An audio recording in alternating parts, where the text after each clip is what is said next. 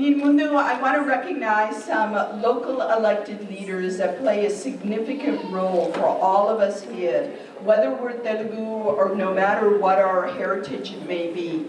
They work together to make sure that they have policies that help every one of us. So one of those individuals I'd like to recognize is Delegate Sandy Bartlett. If you could please stand up.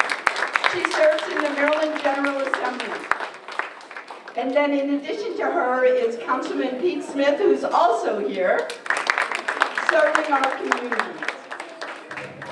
You know, many of us, we come to this country as immigrants, and we come to the United States because of the great opportunities that are given to us, right? And when great opportunities are given, you need to give back.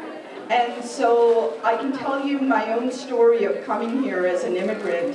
It's because my amma and my nanagaru, they took a big risk and came to this country to create opportunities for my siblings and me.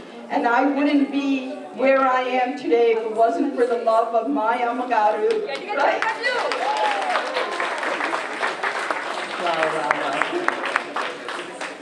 Not just her love, but Iprakorda, even though I'm a middle-aged woman, she doesn't hesitate to correct me and tell me the way I can be a better person. So I'm grateful for that as well.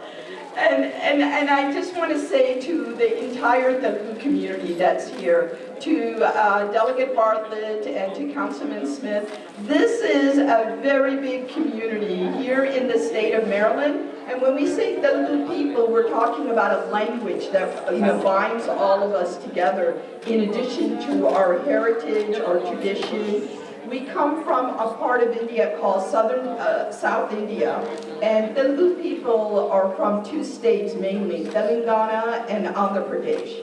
And so I think it's about 85 million people in India, if I'm not mistaken. And so this is, believe it or not, Telugu is the fastest growing language in the United States of America.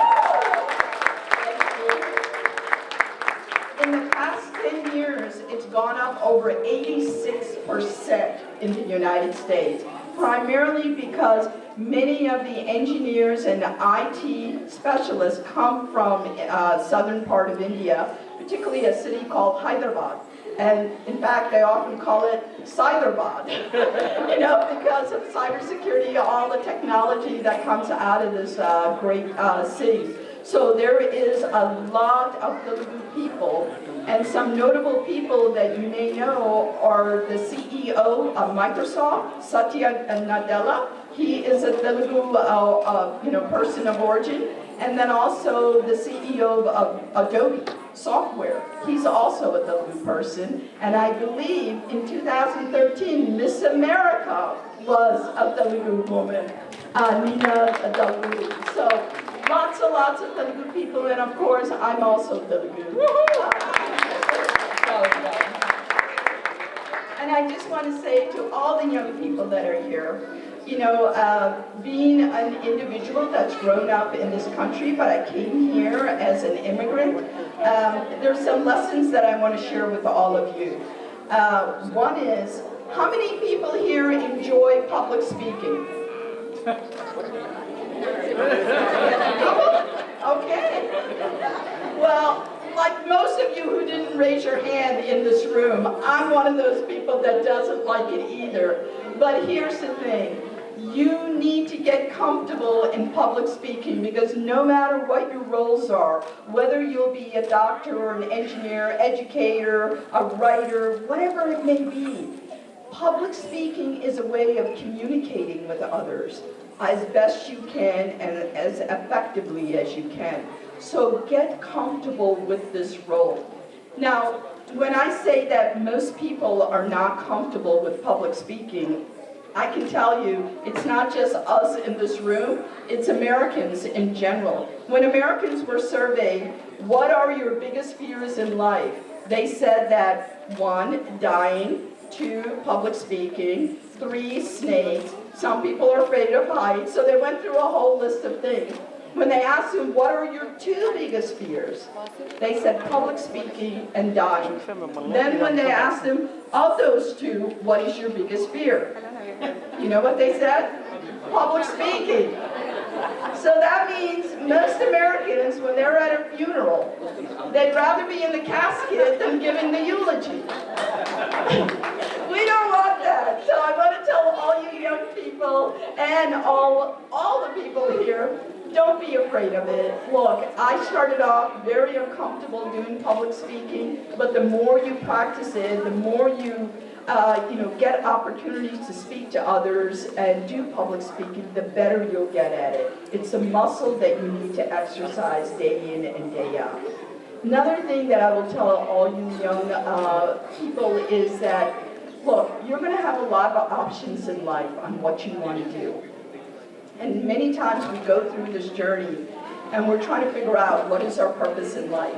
And I will say that the two most important days of your life are the day that you're born and the day you understand why.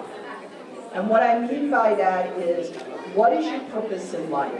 All of us will have different journeys. We'll go on to own companies, we'll go on to be a doctor, we'll be a mom, we'll be an educator. We'll have different journeys in life. We'll become public servants to serve the community. But in the end, our purpose in life is to create a world that's more gentler, compassionate, and more inclusive and accepting of others, right? That's ultimately what our goal in life is, to create a better world for others that are going to come before you.